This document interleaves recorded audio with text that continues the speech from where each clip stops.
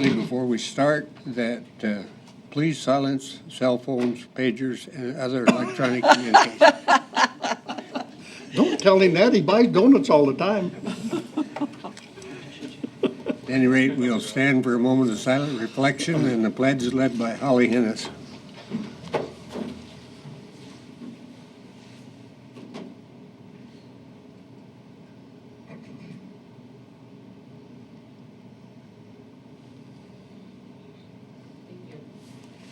Pledge allegiance to the flag of the United States of America and to the republic for which it stands, one nation, under God, indivisible, with liberty and justice for all.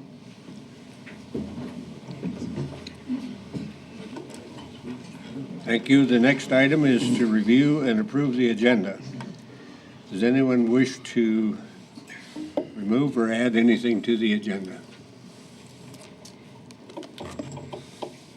Mr. Chair, I'd make a motion to approve the agenda as presented with the new sheet that we got laying here. Second. Motion and a second to approve the agenda as presented on the agenda update.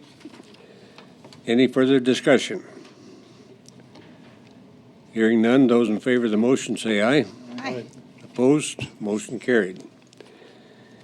The objectives of this meeting, as indicated, is to orient the advisory committee on the draft comprehensive plan document and to review and seek input on the draft plan. And Dan, should we turn this over to you? And before you start, we welcome Bob Heidi Gherkin from Meade County Commission and some of our Planning and Zoning Commission members too. Thank you. Good morning, Dan Jennison, Pennington County Planning Director.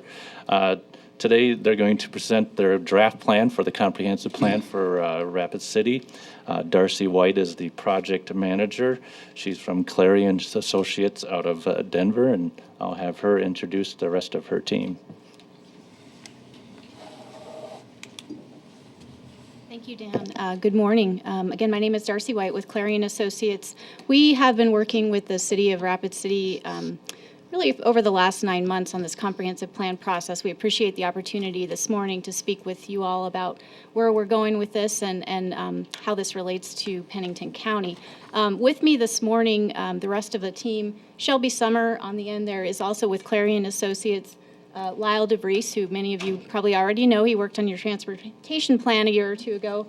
And Matt Prosser is with Economic and Planning Systems. And so we've been focused on, Clarion has really been focused on the overall plan process, the land use components of the plan, and Matt and Lyle have had focused roles within that process. So what we'd like to do this morning is just give you a quick overview of the draft plan that you have to get you kind of oriented to where we've gone with this, and then would be happy to answer any questions, and we can pull in the rest of the team as we need to answer your specific questions.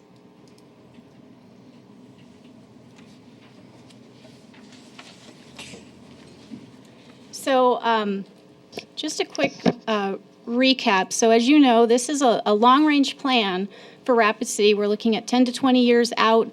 This is really a guide for how and where the city will grow. So we've got city policies in this, as well as the beginnings of some priorities for the city to move forward. And the goal with that is really to help coordinate a lot of the different planning efforts that the city has had going on with the two counties, with other departments, and really trying to provide that umbrella document for the city moving forward. The plan addresses a whole host of issues beyond land use. Transportation, housing, economic development has been a big focus. Parks and recreation, arts and culture, et cetera. So it really is a true comprehensive plan document versus a more technical plan that many of you have seen and kind of what you're used to here in Pennington County. In addition to establishing an overarching vision, we've got specific principles, goals, and policies, and then really a lot of the focus we'll be talking about with folks this week is the action plan, which identifies some implementation strategies. In terms of process, we are on the tail end of our process. We started our kickoff meetings in May of 2013, and we're looking to be wrapping up with the process sometime this spring. So we're getting close. This is the release of the first full draft of the plan. We've basically been kind of testing out different components of the plan with the community over the past few months as part of different phases. So we're getting close to the end here. In terms of public outreach, at each of those phases, I showed you we've had a whole series of meetings. We've had a dedicated project website. We've done everything from stakeholder interviews with key groups in the community to broader public meetings, online surveys, you name it. We've tried a lot of different things and have gotten a lot of good input from the community over the past year. In terms of the plan document that you have before you, it's really based on 7 core values, and this is really the foundation of the plan, the vision for the plan. And you'll note, if you had a chance to flip through the document, basically the chapters in the plan are built around these big ideas, and these are based on what we heard from the community in terms of the biggest things that they want to focus on moving forward. And so at the citywide level, this is really where the policy focus lies. We also have what we're calling the growth and reinvestment framework, and this includes the future land use map, which most people are familiar with in terms of the role of that in a plan like this, but it also integrates a couple of other things. The major street plan is shown on the future land use map to promote that integration between land use and transportation. It also contains a series of design principles, which are basically guidelines for different types of development in the community, and the thinking there is that those would be the foundation for future code updates down the road for the city to consider. This also includes detailed descriptions of each of the land use categories to provide additional guidance there. This just gives you a sense, we won't go through that, of the different types of categories, groupings that we have. I think the one thing I would emphasize here is that the map is intended to be flexible in nature. The categories are relatively broad. For example, you'll look at the neighborhood grouping, and we've only got 3 different types of residential categories. So the goal would be to have more flexibility in terms of the densities, the types of uses. There's also been a real emphasis throughout the process on mixed-use development and opportunities for infill and revitalization along some of the city's key corridors and within established neighborhoods in the community. In terms of the big kind of 5 themes that the future land use map has taken shape, really have been based on the desire by the community to maximize infrastructure investments, focus growth that goes outward. So recognizing that there will need to be some outward growth, but that there also needs to be a balance, and that emphasis on infill and redevelopment needs to be part of the growth plan. I mentioned a mix of land uses. Variety of housing types has also been a big part of the discussion throughout this process, both from the standpoint of workforce housing, affordable housing, and just generally expanding the range of options available to folks in the community. And lastly, enhancing connectivity has been a big part of the conversation. So both vehicular in terms of planning for new growth areas, but also an emphasis on bicycles and pedestrians, and linking existing neighborhoods within the community in a more cohesive way. So you each have a copy of the future land use map.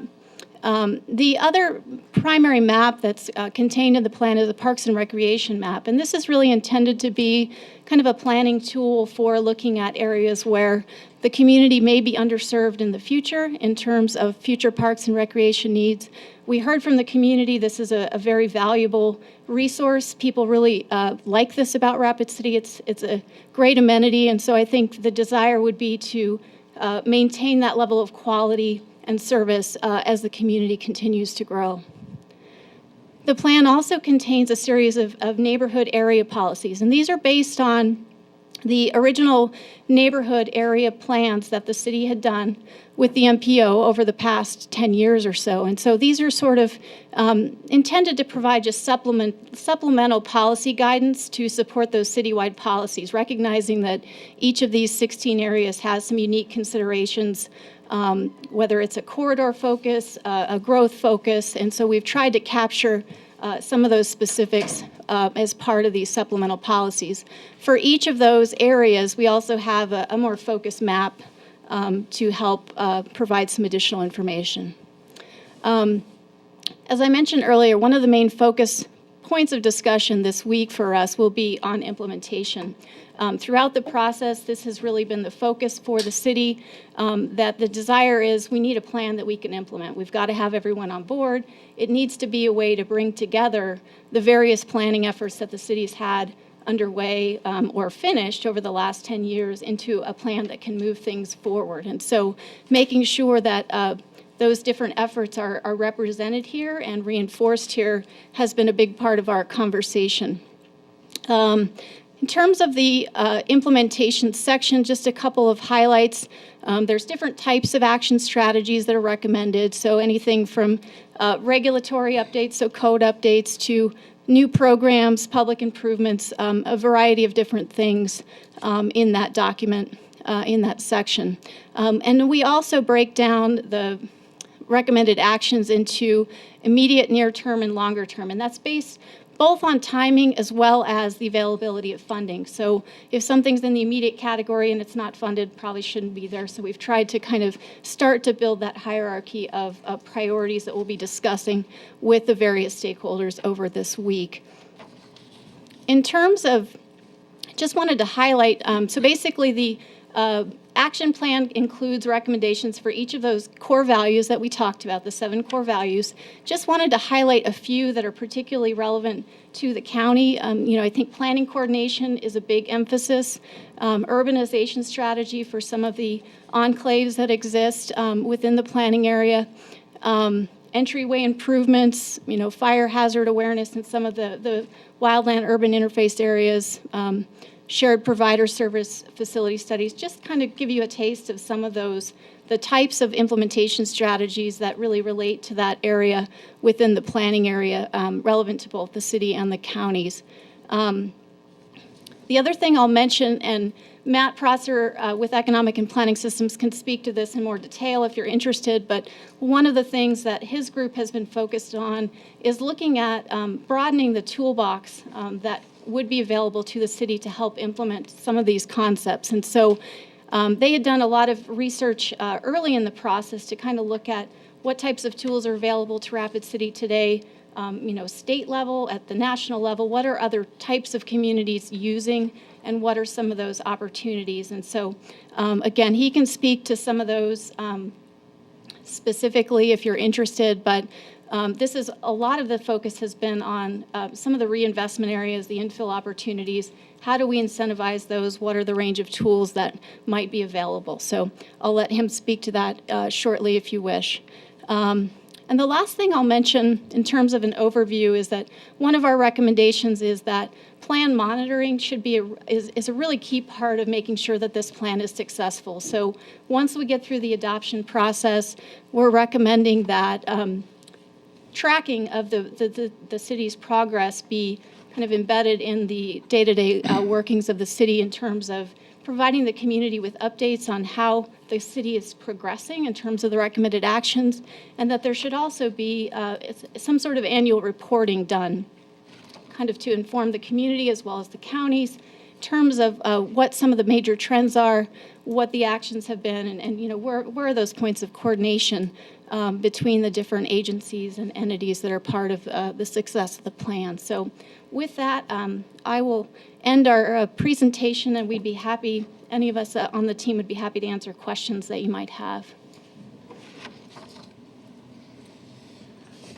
Any questions? I will start with, in this big booklet, page 18, BG 2.1B, City-County Coordination. enhance planning and growth-related coordination with Meade and Pennington counties by establishing agreements, formalizing procedures, and communicating regularly. What, do you have any comments or suggestions relative to the kinds of agreements that might fit into this part of it? I think a lot of the feedback we've heard thus far is that there may be need for some intergovernmental agreements in some areas to address some of the annexation issues potentially. That's just one example. Certainly coordinating on planning efforts like this are part of that process as well. So. Okay, then on page 31, LC 6.2D, agricultural conservation. Support existing agricultural operations and retain existing agricultural zoning outside of the Tier 1 boundary. What is the Tier 1 boundary? Tier 1 boundary is essentially the utility service boundary, and integrating that with the future land use map is something that's new in this plan. We've been working with the Public Works Department and their utility master plan to make sure that the future land use plan reflects the ability of the city to serve those areas. And so we have gone through a number of rounds with the draft future land use plan map to make sure that that coincides. And so basically it also reflects kind of a shrinking in, if you will, of the extent of urban development on the future land use map. So the map that you see before you, the extent of residential, for example, is less than it was on the previous map because we've tried to kind of rein in some of those specifics in the fringe areas. Does that? Some of these things I think we need to learn how to do. And let's see, then on page 37, the limited development in risky areas. And that has to do with flood-prone areas, unsuitable soils for septics, and so on. Rapid City is in the process, I think, of adopting a drainage fee system. And part of the motivation there is the fact that maybe some of these risky areas were not given the consideration they should have been given. But then on that same page, we lap over into flood mapping and insurance. And in that regard, the floodplain maps that have been updated, as of last night, I got a call from an agricultural family that's rebuilding a shed or building a new shed adjacent to one that blew down in the storm in October. And like many farm and ranch facilities, those buildings that are on that headquarters accumulated over a period of 60, 70, 80, 90 years or more, and have existed there for that time, and all of a sudden they're told, you can't do that because it's in the floodplain. To me, there's a certain range of reality that we need to deal with. Do you have any thoughts in that regard? I think one of the things, specific examples you're picking out in terms of the policies, I think the balance with this plan is really acknowledging that there are patterns that exist today, but there's also a balance in terms of, moving forward for the future. And so trying to be realistic about recognizing there are things that exist. You may not have done it that way if you were going to do it today, but there needs to be some flexibility and consideration going forward. But I think the overall goal is trying to minimize risk long term, but balancing those existing needs as well. Okay, I have one more, I guess, and then I'll get out of the way of the other commissioners.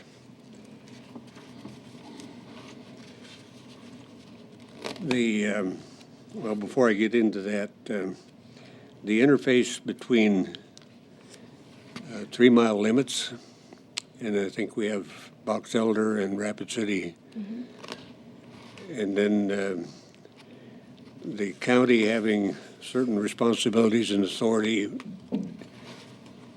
whereas the city has certain authorities in that 3-mile limit. It seems to me like we're imposing an unrealistic bureaucracy on citizens that live in those areas.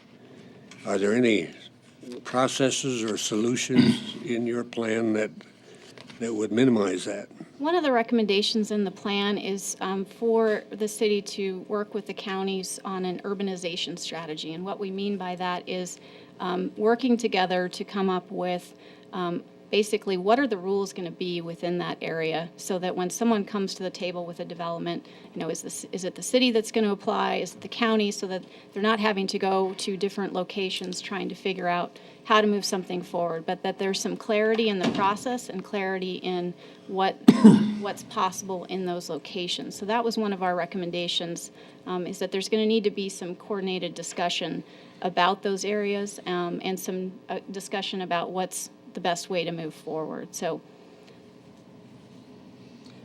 The other item I had on page 38 is the local food systems, supporting existing agricultural operations, and the development of personal gardening and local food systems, such as farmers markets, etc.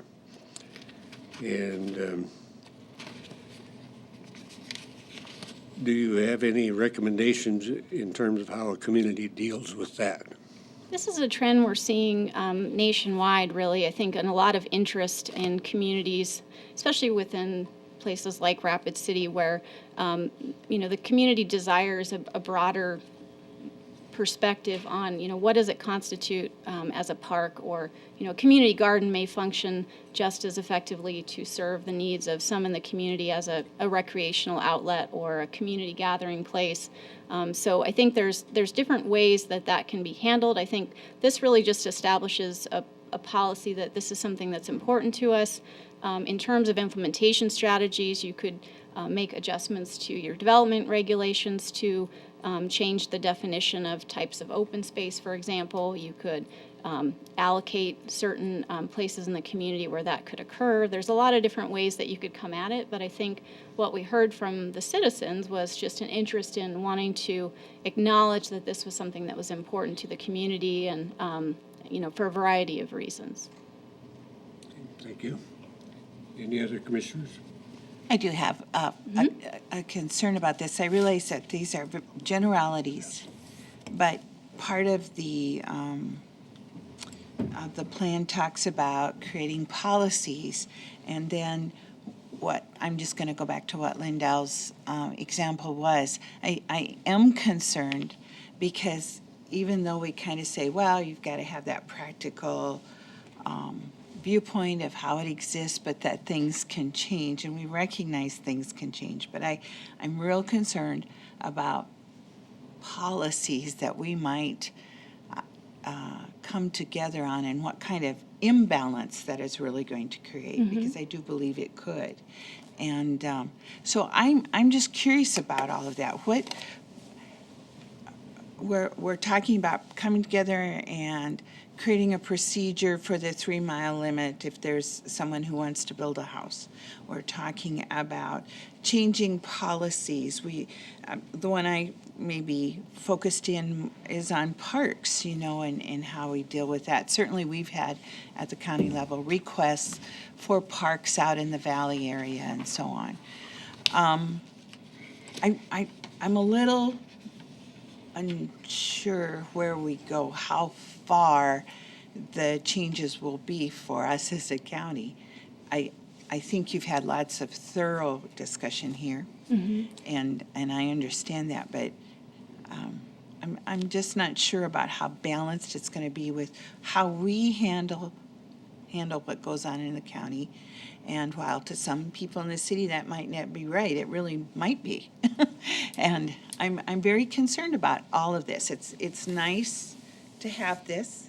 It's a wonderful work. You worked really hard, and I believe you have to have a plan, but I'm a little concerned about some of this, and how is that, do you have any recommendations of how those concerns should be handled? I think the primary focus, the policies are the policies. They're, as you said, they're generalities. These are concepts that have been raised as things that the community wants to focus on. The action plan is where we're saying there need to be some, we've heard either specific thoughts about this is an implementation strategy that we want to pursue, or this is really a priority for the community. I would say that should be where the focus is in terms of, are there things in there that you have concerns about? And then, that's something we should talk about in terms of, where is the uncertainty? What are the concerns, and try to work through those. I think, just to emphasize that this is the first time everybody's seen the whole shebang, and that, this is where the rubber meets the road in terms of all these ideas that we've been hearing. And so this is the chance, really over the next few months to kind of fine tune and make sure that, we've heard everybody correctly in terms of, where they think they want to go, from all perspectives, but also that we're highlighting the right priorities in terms of, and that we're framing them correctly in terms of what's going to be most productive and most effective in moving the plan forward. So I think this is the time to raise those concerns, and that's what we're going to be asking everyone that we talk to over the next few days to do is, we need to hear those things, and we need to adjust things, and have those conversations. So I would just caution you not to, not to get too bogged down in the specifics of the policies. Well, how are we going to do that? Because I think that there really are, that the focus will be on the action plan. That will be updated periodically. And so something that's in the policies may remain general for some time unless it's elevated to the standpoint of being a priority action. Does that make sense? It does, but Still, it's, yeah, it is still very concerning to me. okay. Mr. Chair, Yes. just one question. Has there been any conversation while you're doing this within the city, and maybe Patsy or can mention something about this, but we have that 1.25 mile control of things around the city airport, and that's been in place for a long time. Has there been any conversations about trying to get that changed to the 3 mile, or anything come up on this that? I would not like to see that happen after Ron and I worked diligently on that to get the airport to take care of their own airport with the city of Rapid City. So. We've been very much in sync with the airport folks on the, planning for that area around that, making sure it's in sync with their plans. So there haven't been any broader discussions than that. Okay. It's my understanding that there's a meeting tomorrow, maybe another one today with an advisory committee at the city. Is that correct, Brett?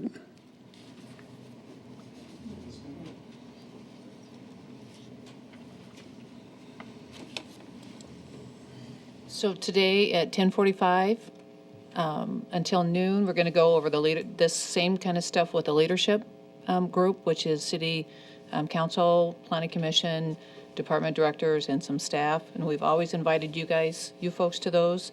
Those are Tuesday and Wednesday, same time. You've always been invited to those. And at 2 o'clock, we're going out to talk to Box Elder. And then at 4:30 today, there's an open house for the public to attend. That'll be until 7 o'clock. Tomorrow morning, we visit with the department directors, more specifically about some budgeting issues associated with the comp plan. Then we also have some time scheduled for the fire department and the parks department, make sure that those issues are addressed. Then again, at 10:45, we have the leadership meeting again. At 1 o'clock, we have the advisory committee, and there are several different folks represented throughout the community on that committee. And then again, at 4:30, we visit with the public as an open house. So lots of opportunities for you to still participate. Thank you.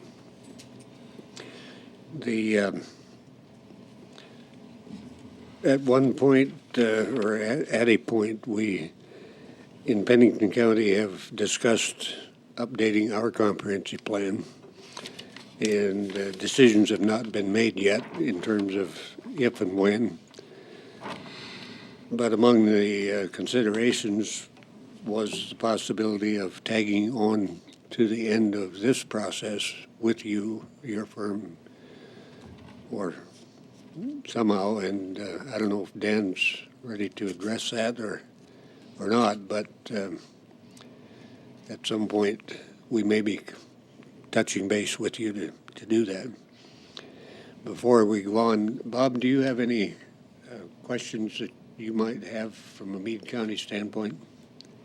Just come on up if you feel free to. Well, I noticed that the Tier 1 part of the plan pretty much ends at the county line. There's a little bit over in Blackhawk that goes in where Rapid City already extends services into Blackhawk.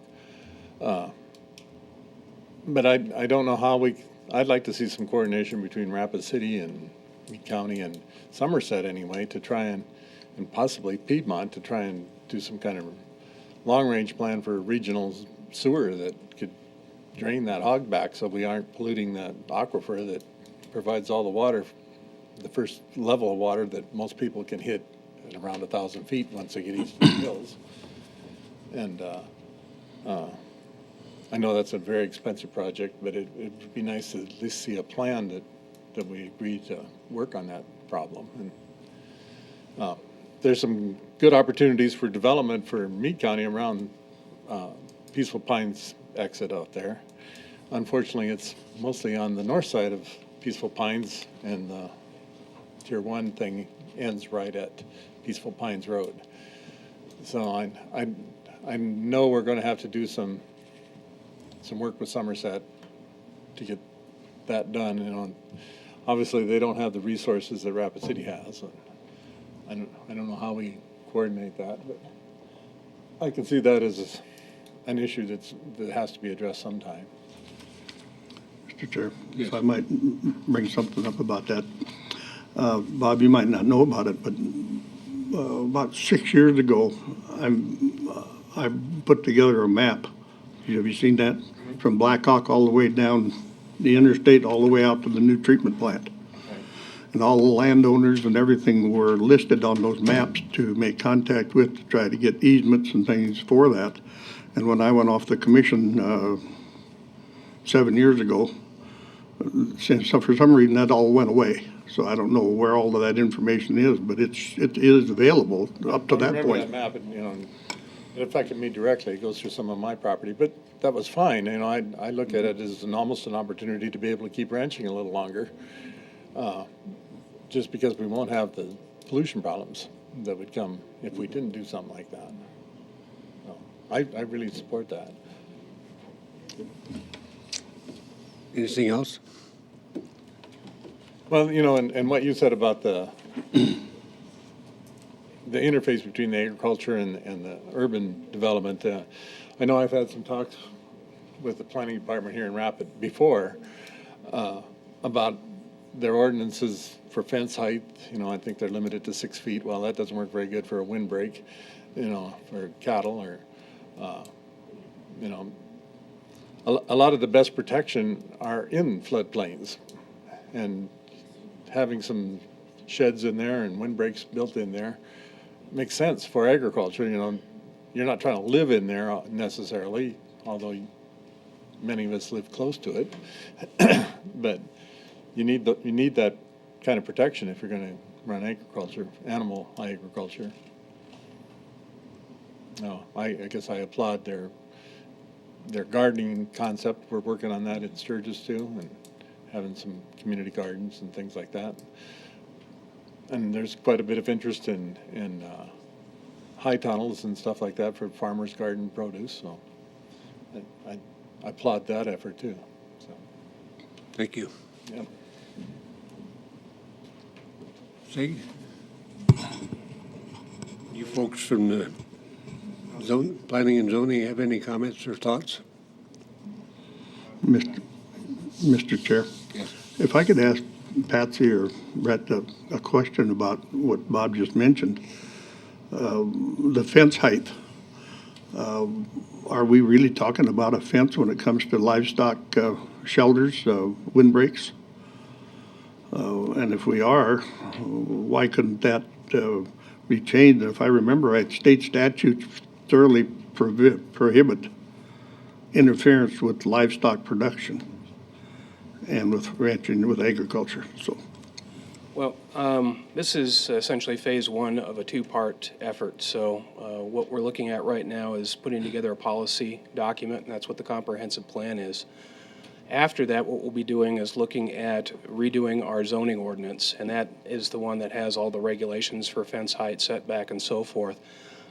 We need this plan in place to understand what the concerns are, so that when we go into, say, redesigning our fence ordinance, we know what adjustments to make. So it's a good comment to hear today, but it's a different document that will set those parameters. But is really a livestock windbreak a fence? I guess that's the question I'm asking. Well, I'm not a rancher, but if that's... It's not fencing in anything from anybody, you just gotta walk around the ends of it, Right. so. I understand the concern, and that's something that we can take a look at. If it's something that needs to be preserved and for cattle, that's fine. We can take a look at that when we're doing our regulations and requirements. Okay. And you will adhere to state statutes with that? Absolutely. We have to conform with state statute in all instances. Okay, thanks. Thank you. Anything else? Mr. Chair? Yes. I think it's been 11 years, 12 years since the county has updated our comprehensive plan. I think maybe we should take a look at doing that. And some of our zoning ordinances along with it to put some sense into it rather than whatever it may be. Yeah, item 6 on our agenda is future land use county comprehensive plan. So Dan, we'll turn this over to you. Yeah, and I've already discussed with our state's attorney in regards to if we wanted to tag along with what the city's already doing and possibly hire Clarion to review and update our comprehensive plan. And he's indicated that we would not have to go out for bid. We could just hire these people to move ahead with updating our zoning ordinance and our comprehensive plan. And that's one of the goals of the Planning Commission, is to get ours updated, because it has been 11 years since it's been updated. And usually it is about a 10-year review that you should get it updated. So if that's where the county board would like to see us go, I'd like to move ahead with something like that. In your remarks, you said comprehensive plan and zoning ordinance. Correct. Yes, I believe ours could be updated too. It has a lot of things that needs to be updated and reviewed, and but we wouldn't have to do that. I mean, we could certainly work with the consultants to come up with a fee to see how much it would cost to do the things we would want to do. So, Mr. Chair, I just want clarification. Excuse me. What you're really saying, Dan, this is what my head is saying. I just want to make sure I'm right. We would be interested in finding out how much it would cost from the Clarion Group to update our comprehensive plan.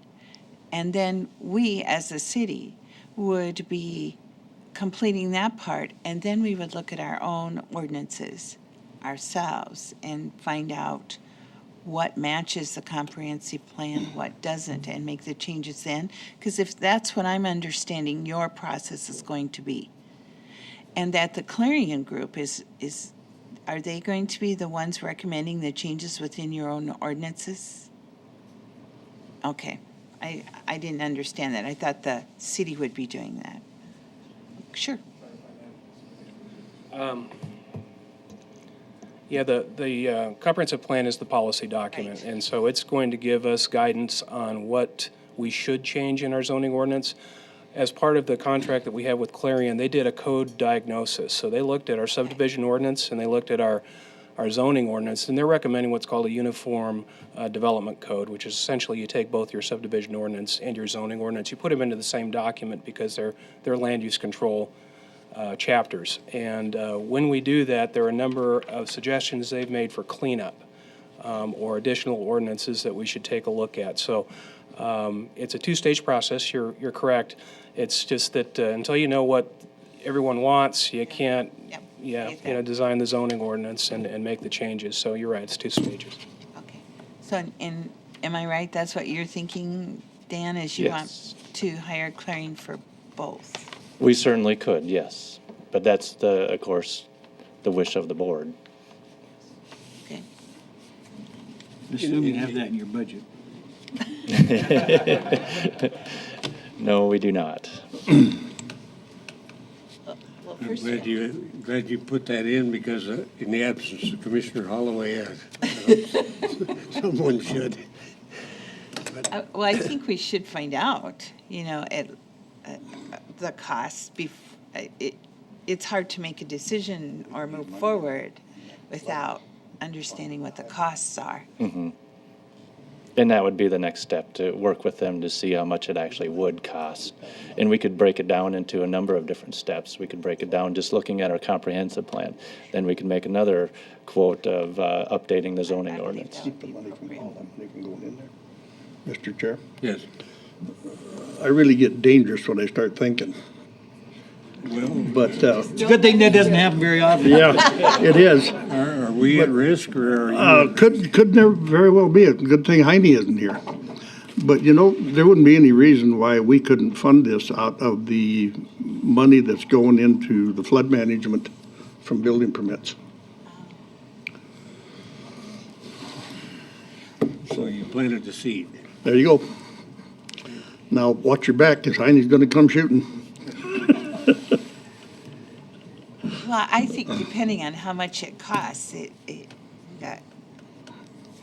that would be when we would identify the source of, but that's a good source. I feel like some of this, the transportation end of it, Heine has kept up on that. And And the county did work with the highway on that plan, Yeah. so, and, the transportation plan was just updated just last year. yeah, so there are some parts of this that are probably, we have kept them updated, but there's a lot of other that we do need to deal with. And that will be the decision on how much it costs, I guess, is how much we really need to update. Mr. Chairman. Sounds like they're going to be very busy the next couple of days, but perhaps you can find a time to converse with them a little bit about what you think we need and how much it would cost, approximately, anyway. I can certainly do that. If they have the time. Would it be appropriate that we have a motion authorizing planning and zoning to pursue that? And I'll make that motion. Second. Motion and a second. Any further discussion? Hearing none, those in favor of the motion say aye. Aye. Opposed? Motion carried. Thank you. You need anything further?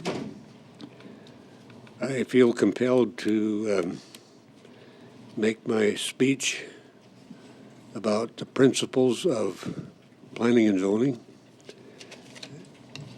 Basically, they are to preserve public and ensure public safety and to ensure property rights.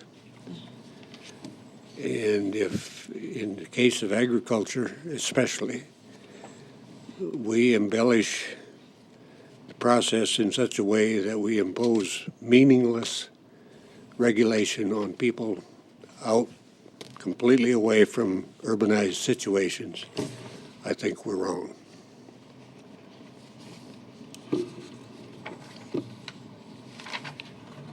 Anything further?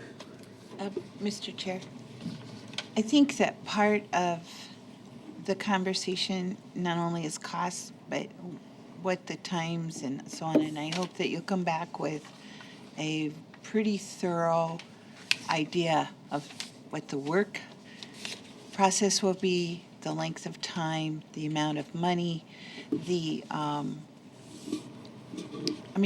definitely this is a little different in that we're looking at a pretty wide-ranging topographical sort of situation across our county.